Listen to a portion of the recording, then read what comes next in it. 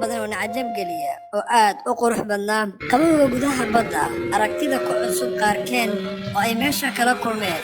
Halkan muddo ayaan sii joogi doonaa si aan xog dhammaystiran uga helno deegaanka, taariikh ahaan, dadka deegaanka, iyo waxay caanka ku yihiin dadka reer Koyame.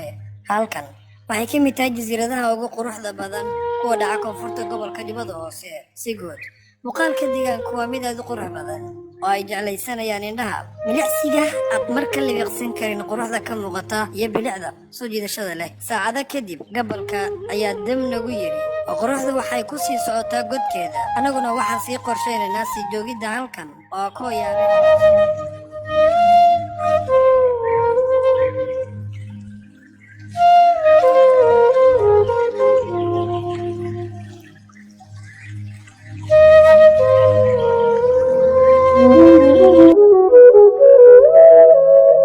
halkan ayaa caawa lagu casho karin doona oo ku qaadan doonaa waqtigeena.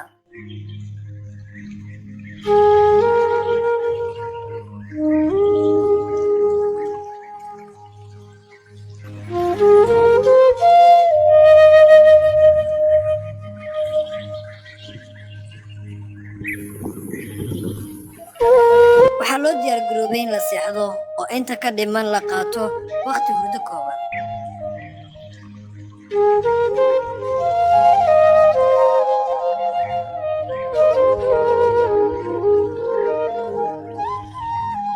subaxii ayaa dib noogu baryay. waxaan bilownay safaradii iyo shaqadii sidii qorshuhu ahaa. waxaan dib ugu laabanay safarkeennii badda, annagoo cagta marin doona jasiirado ay ka mid yihiin Qandalka, Koyamani iyo jasiirado kale oo qaybka